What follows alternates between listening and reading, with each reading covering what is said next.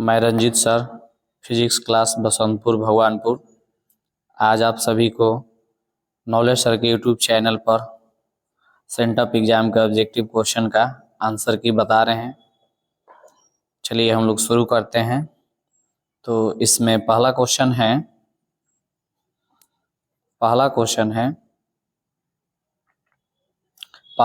है कि आवेशित संधारित्र के दोनों पट्टियों के कुल आवेश का योग कितना होता है। तो आपको पता है कि संधारित्र में दो प्लेट होते हैं, एक धनावेशित जिस पे आवेश प्लस क्यू होता है और एक ऋणावेशित जिस पे आवेश माइनस क्यू होता है। जब दोनों का योग करेंगे प्लस क्यू और माइनस क्यू का तो शून्य हो जाएगा, यानी इसमें ऑप्शन ए सही है। फिर अगले क्वेश्चन की ओर चलते हैं हम लोग। अगला क्वेश्चन है कि वैद्युत द्विध्रुव की निरक्षीय स्थिति में विद्युत विभव का व्यंजक कितना होगा। तो ये तो डायरेक्ट फॉर्मूला ही है, शून्य होता है। नेक्स्ट यानी तीसरा क्वेश्चन कह रहा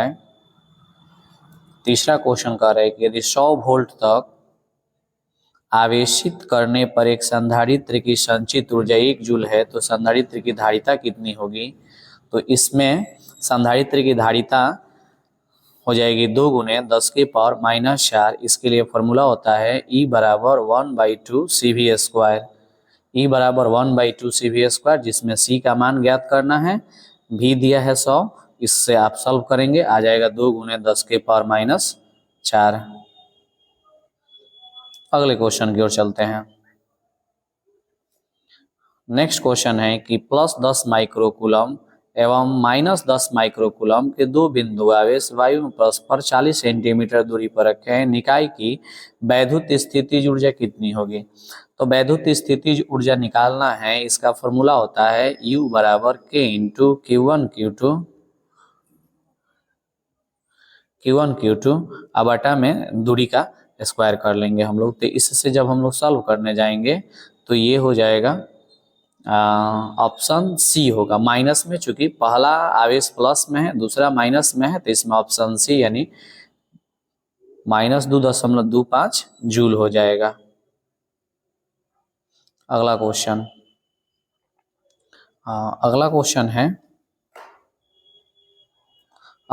है कि एक आवेशित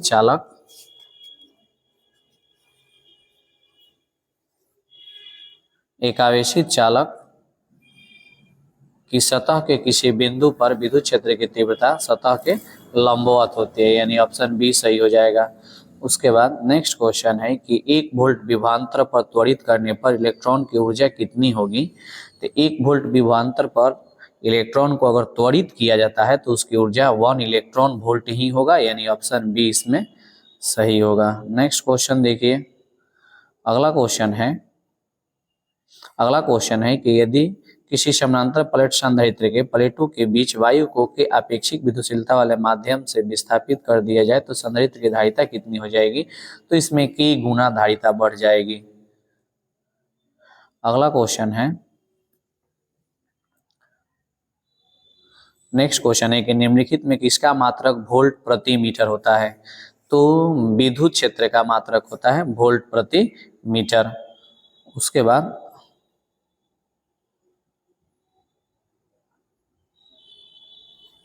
अगला क्वेश्चन है किसी तार का प्रतिरोध 500 ओम है तो उसकी विद्युत चालकता कितनी होगी। तो चालकता जो होती है प्रतिरोध की व्युत्क्रम होती है, यानी 1/r अर्थात 1/500। अगर आप इसको सॉल्व करेंगे तो आ जाएगा 0.002 ओम इनवर्स। नेक्स्ट क्वेश्चन कह रहा है, अगला क्वेश्चन है कि तांबे के एक तार को खींचकर लंबाई 1% में वृद्धि कर दी जाए तो प्रतिरोध में प्रतिशत कितना वृद्धि होगा, मतलब प्रतिरोध का कितना प्रतिशत वृद्धि हो जाएगा। तो इसमें आप 2% है, यानी इसका ऑप्शन बी सही होगा। उसके बाद अगला क्वेश्चन है कि 1 इलेक्ट्रॉन वोल्ट समतुल्य होते हैं। तो बिल्कुल आसान है, 1 इलेक्ट्रॉन वोल्ट जो है 1.6 गुने 10 के पावर -19 जूल के समतुल्य होता है। अगला क्वेश्चन नेक्स्ट क्वेश्चन है कि दो समानांतर तथा एक ही दिशा में गतिमान धारावाही चालकों के बीच एकांक लंबाई पर लगने वाला बल कितना होगा। तो एकांक लंबाई पर लगने वाला बल जो है F बराबर mu naught by 4 pi into 2I1 I2 बटा में R होगा और म्यू नॉट का मान रखेंगे 4 पाई गुने 10 के पावर -7। तो 4 पाई से 4 पाई कैंसिल हो जाएगा, तो ये ऑप्शन सी आ जाएगा 10 के power -7 into 2I1 I2 by R। उसके बाद अगला क्वेश्चन है 13 नंबर कि लौह चुंबकीय पदार्थ के लिए अपेक्षिक चुंबकशीलता एप्सिलॉन आर का मान कितना होता है। तो 1 से अधिक होता है। नेक्स्ट क्वेश्चन है कि पृथ्वी के चुंबकीय ध्रुवों पर नमन कोण का मान कितना होता है। तो 90 डिग्री होता है। ये लॉजिकल क्वेश्चन नहीं है, ये इजी क्वेश्चन है। डोमेन किस पदार्थ के बने होते हैं। तो लौह चुंबकीय पदार्थ के बने होते हैं। ये तो बहुत आसान क्वेश्चन है। उसके बाद करें कि बराबर दिक्पात कोण वाले स्थानों को जोड़ने वाली रेखाएं क्या कहलाती है। तो ये हो जाएगा समदिक्पाती रेखाएं कहलाती हैं, समदिक्पाती रेखाएं कहलाती हैं। उसके बाद अगला क्वेश्चन है कि चुंबकीय क्षेत्र का मान घटने से चुंबकीय सुई का आवर्तकाल बढ़ता है। चुंबकीय क्षेत्र का मान घटाएंगे तो चुंबकीय सुई का आवर्तकाल जो होता है चुंबकीय क्षेत्र के मान के व्युत्क्रम होता है। तो अगर इसको घटाएंगे तो आवर्तकाल का मान बढ़ जाएगा। अगला क्वेश्चन है कि चुंबक की ज्यामितीय लंबाई Lg तथा चुंबकीय लंबाई Lm में संबंध क्या होता है। तो Lm बराबर 5/6 Lg। आप इसमें पढ़े भी होंगे कि चुंबक के दोनों ध्रुवों के बीच के लंबाई को चुंबक का प्रभावी लंबाई या चुंबकीय लंबाई कहते हैं और चुंबक के दोनों सिरों के बीच के लंबाई को चुंबक का ज्यामितीय लंबाई कहते हैं। दोनों के बीच रिलेशन वाला ही फॉर्मूला ही है। Lm बराबर 5/6 Lg।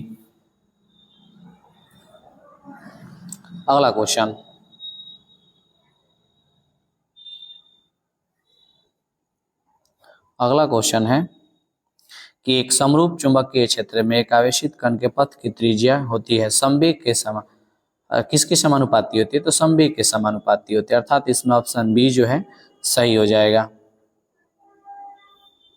अगला क्वेश्चन है निम्नलिखित में कौन विद्युत चुंबकीय तरंग नहीं। तो प्रकाश भी विद्युत चुंबकीय तरंग है, एक्स किरण भी विद्युत चुंबकीय तरंग है और रक्त किरण भी विद्युत चुंबकीय तरंग है। नहीं है तो वो है ध्वनि तरंग, यानी ऑप्शन सी इसमें सही आंसर होगा। ये तो बिल्कुल आसान क्वेश्चन है। क्वेश्चन कह रहा है कि एक माध्यम से दूसरे माध्यम में जाने में प्रकाश किरणें मुड़ जाती है। किरण के मुड़ने को क्या कहते हैं। प्रकाश का अपवर्तन कहते हैं। 10th लेवल का क्वेश्चन है। उसके बाद ये क्वेश्चन ऑप्टिकल फाइबर से आ गया। ऑप्टिकल फाइबर क्या है। एक ट्रांसमिशन लाइन है, एक वेव गाइडर है। ट्रांसमिशन लाइन वेव गाइडर दोनों है, इनमें से कोई नहीं। तो ट्रांसमिशन लाइन और वेव गाइडर दोनों हो जाएगा। वेव गाइडर का भी काम करता है, ट्रांसमिशन लाइन का भी काम करता है। उसके बाद 23 नंबर क्वेश्चन है यदि समान फोकस एफ के दो अभिसारी लेंस एक दूसरे के संपर्क में रखे तब संयोग की फोकस दूरी कितनी होगी। तो इसका बिल्कुल आसान फार्मूला होता है 1/f1 प्लस 1/f2 से इसको बनाइए। 1/f1 के भी स्थान पर f रख लीजिए और f2 के भी स्थान पर f रखिए और दोनों को आसानी से जोड़ दीजिए। 1/f को जोड़िएगा तो आ जाएगा 2/f। जब इसको उलट दीजिएगा तो f/2 यानी ऑप्शन सी हो जाएगा इसमें। उसके बाद अगला क्वेश्चन कर रहे हैं कि समान संयोजन में खगोलीय दूरदर्शक की लंबाई कितनी होगी। तो जब भी समान संयोजन की बात होती है तो अभिदृश्य की फोकस और नेत्रिका की फोकस दोनों को जोड़ देंगे, कुल लंबाई निकल जाती है यानी FO प्लस FE। उसके बाद अगला क्वेश्चन है प्रकाश के रंग का कारण है। तो प्रकाश के रंग का मूल कारण आवृत्ति होता है, जबकि आवृत्ति इस ऑप्शन में नहीं है तो उससे रिलेटिव तरंग दैर्घ्य यानी इसमें तरंग दैर्घ्य हो जाएगा आंसर में ऑप्शन ए। उसके बाद अगला क्वेश्चन है कि छोटे आपतन कोण के लिए म्यू अपवर्तनांक वाले पतले प्रिज्म का न्यूनतम विचलन कोण कितना हो जाएगा। छोटे आपतन कोण के लिए म्यू अपवर्तनांक वाले पतले प्रिज्म के न्यूनतम विचलन कोण का मान कितना हो जाएगा। तो हो जाएगा ऑप्शन ए μ-1 इंटू ए।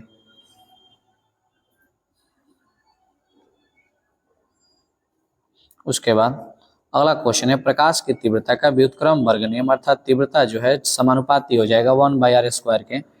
ये कब मान्य होगा। तब बिंदुवत स्रोत से, प्रकाश जब बिंदुवत स्रोत के रूप में हो तब जाकर के ये मान्य होता है।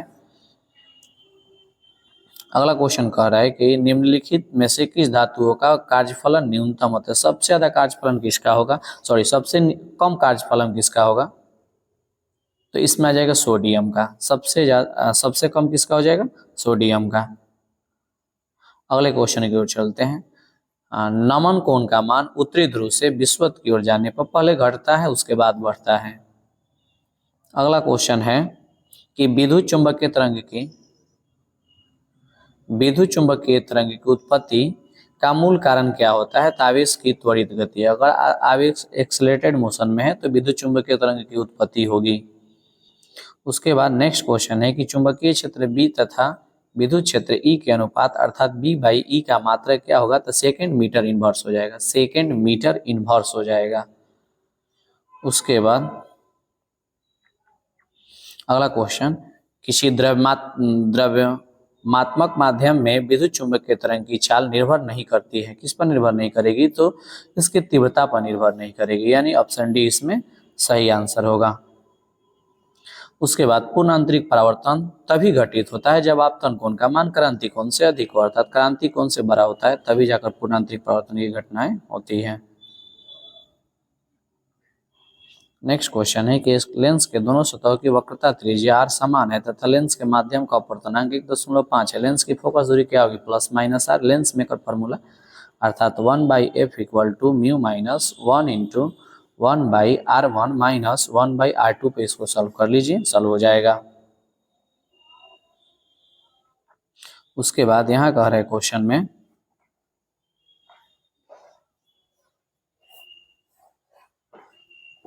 अगला क्वेश्चन है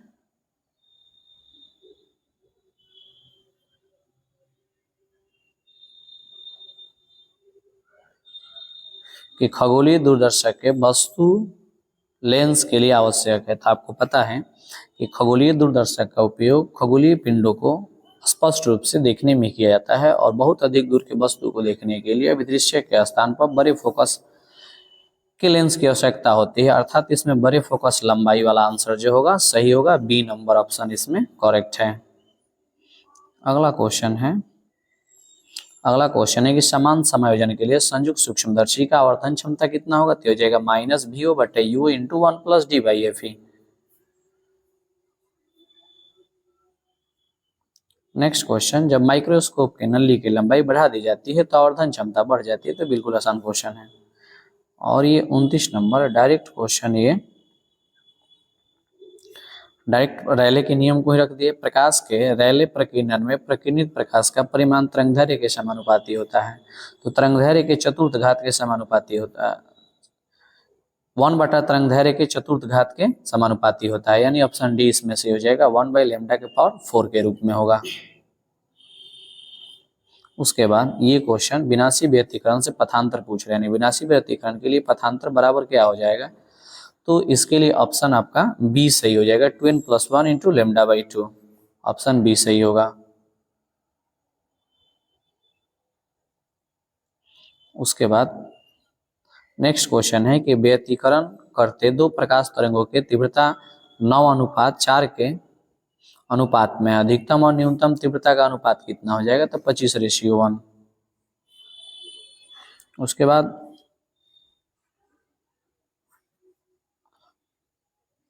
अगला क्वेश्चन कह रहे हैं कि निम्नलिखित में कौन सबसे उत्तम एक वर्णित प्रकाश का स्रोत है, मोमबत्ती, विद्युत बल्ब, मरकरी और लेजर। तो एक वर्णित प्रकाश का इन सब में सबसे अच्छा स्रोत लेजर होता है, अर्थात ऑप्शन डी सही हो जाएगा। उसके बाद अगला क्वेश्चन है कि प्रकाश किरण के तीखे कोर पर से मुड़ने की घटना को क्या कहते हैं, अपवर्तन, विवर्तन, व्यतिकरण, ध्रुवण। तीखे कोर से मुड़ने की घटना सदैव विवर्तन कहलाती है। इसका डिफिनीशन ही आप लोग पढ़े होंगे कि जब प्रकाश की किरणें किसी अवरोधक या संकीर्ण छिद्र वाले पर्दे पर पड़ती है तो किनारे पर आंशिक रूप से मुड़ जाती है, इस घटना को प्रकाश का विवर्तन कहते हैं।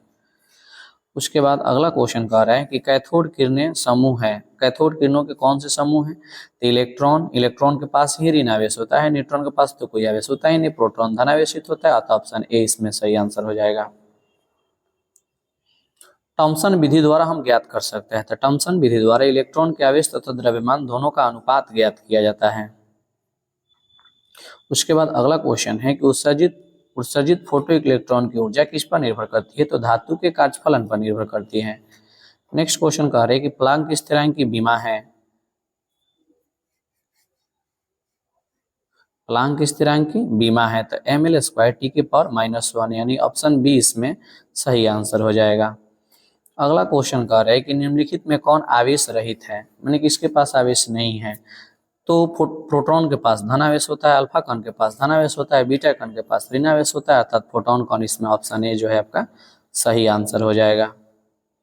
उसके बाद कह रहे हैं कि हाइड्रोजन परमाणु की प्रथम कक्षा में इलेक्ट्रॉन की चाल और प्रकाश के चाल का अनुपात कितना होता है, तो 1/137 होता है। ये सब मॉडर्न फिजिक्स का क्वेश्चन है। उसके बाद कह रहे हैं कि जेड परमाणु क्रमांक वाले परमाणु के किसी दी गई कक्षा में इलेक्ट्रॉनों की ऊर्जा समानुपाती होती है, Z² के समानुपाती हो जाएगी। अगला है कि निम्नलिखित में किसका विभेदन क्षमता अधिक होता है, सबसे ज्यादा विभेदन क्षमता गामा किरणों का होता है। उसके बाद नेक्स्ट क्वेश्चन करें कि निम्नलिखित में कौन मूल कण नहीं है, न्यूट्रॉन, प्रोटॉन, अल्फा कण, इलेक्ट्रॉन, तो इलेक्ट्रॉन, प्रोटॉन, न्यूट्रॉन 3 मूल कण होते हैं, नहीं है कौन, तो अल्फा कण हो जाएंगे, ऑप्शन सी। उसके बाद अगला करें निम्नलिखित में सबसे अस्थायी कौन होता है, तो Fe2656 हो जाएगा, यानी ऑप्शन डी इसमें राइट आंसर होगा। उसके बाद कह रहे हैं नेक्स्ट क्वेश्चन कह रहे हैं कि डायोड का उपयोग करते हैं प्रवर्धक की तरह, दोलक की तरह, मॉड्यूलेटर की तरह, रेक्टिफायर की तरह, रेक्टिफायर की तरह इसका उपयोग किया जाता है, यानी ऑप्शन डी सही हो जाएगा इसमें। उसके बाद अगला क्वेश्चन कर रहे हैं कि पीएन जंक्शन में होता है, तो पीएन जंक्शन में क्या होता है, पी टाइप अर्धचालक और एन टाइप अर्धचालक दोनों एक दूसरे से एक बिंदु पर मिले होते हैं, तो यानी अर्थात दो अर्धचालकों का जंक्शन होता है ये। उसके बाद अगला क्वेश्चन कर रहे हैं कि दृष्टिका अर्ध तरंग दृष्टिकारी में यदि निवेशी आवृत्ति 50 हर्ट्ज जितना निगमन आवृत्ति कितना होता है, जितना निवेशित करेंगे उतना ही निगमन हो जाएगा यहाँ पे, यानी 50 हर्ट्ज इसका आंसर होगा। उसके बाद कह रहे हैं कि और गेट के लिए बुलियन व्यंजक कौन सा होगा, और गेट के लिए बुलियन व्यंजक a+b⁴ होता है, यानी ऑप्शन डी सही हो गया इसमें का। उसके बाद कह रहा है कि 15 का द्विधारी समतुल्य हो, किसके समतुल्य होगा, तो आप 15 का द्विधारी आराम से बना सकते हैं। 15 का द्विधारी 2 से भाग देकर कैसे करके बना सकते हैं, 1 जो है इसमें आएगा, यानी 4 को 1 आएगा, और ये 2 नीचे जो है बता रहे कि द्विधारी है। उसके बाद टीवी प्रसारण के लिए निम्नलिखित में कौन सा आवृत्ति प्राप्त होता है, तो 30 से 300 मेगाहर्ट्ज, यानी ऑप्शन सी सही हो जाएगा। उसके बाद अगला है कि जब दो पतले लेंस जिनकी फोकस दूरी f1 तथा f2 है एक दूसरे से d दूरी पर हो, तो समतुल्य लेंस की फोकस दूरी का सूत्र कौन सा हो जाएगा, तो जब दो फोकस दूरी f1 और f2 फोकस दूरी के जब दो लेंस d डिस्टेंस पर रखे गए हों, तो इसमें ऑप्शन डी सही होगा। ये नहीं होगा, ये तब ही होगा जब बीच में दूरी की चर्चा नहीं की जाएगी, दूरी की चर्चा की जाएगी तब जाकर के आपका ऑप्शन डी सही हो जाएगा। यानी अगले क्वेश्चन की ओर बढ़ते हैं।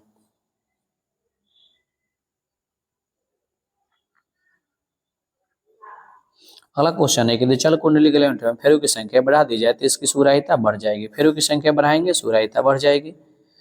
नेक्स्ट क्वेश्चन कह रहे हैं कि परमाणु में इलेक्ट्रॉन केवल उन्हीं कक्षाओं में घूम सकते हैं जिनमें उनका कोणीय संवेग पूर्ण गुणज होता हो, πh/2π का पूर्ण गुणज होगा, उसी में ये घूम सकते हैं। उसके बाद अगला क्वेश्चन करें कि सूर्य के प्रकाश का स्पेक्ट्रम कैसा होता है, तो सूर्य के प्रकाश का स्पेक्ट्रम सतत होता है। नेक्स्ट क्वेश्चन, प्रत्यावर्ती धारा परिपथ में यदि धारा I तथा वोल्टेज V के बीच कलांतर फाई हो तो धारा का वाटहीन मात्रक क्या हो जाएगा, तो हो जाएगा I sin फाई, यानी ऑप्शन सी सही हो जाएगा। उसके बाद अगला क्वेश्चन है कि आदर्श एमीटर का प्रतिरोध कितना होता है, तो आदर्श एमीटर का प्रतिरोध 0 होता है। नेक्स्ट क्वेश्चन कह रहा है कि अनुचुंबकीय पदार्थ की प्रवृत्ति होती है, तो अनुचुंबकीय पदार्थ की प्रवृत्ति स्थिर होती है।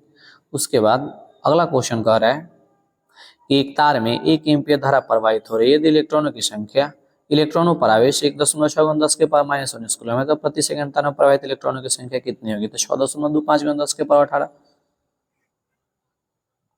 अगला क्वेश्चन है कि चुंबकीय क्षेत्र बी वेक्टर में अवस्थित एम वेक्टर चुंबकीय घूर्ण वाले धारा पास द्वारा अनुभूत बल आघूर्ण टाउ का मान क्या होता है, तो टाउ बराबर m vector cross b vector.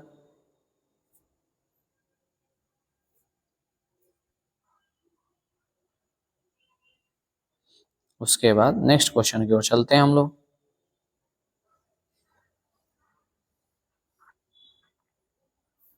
अगला क्वेश्चन है कि एक रेडियो एक्टिव तत्व में अर्धायु 1600 वर्ष है तो इसकी माध्य आयु कितनी होगी? ये हो जाएगा 1309 वर्ष, सॉरी 2309 वर्ष, यानी ऑप्शन ए इसका सही हो जाएगा। उसके बाद लास्ट क्वेश्चन है,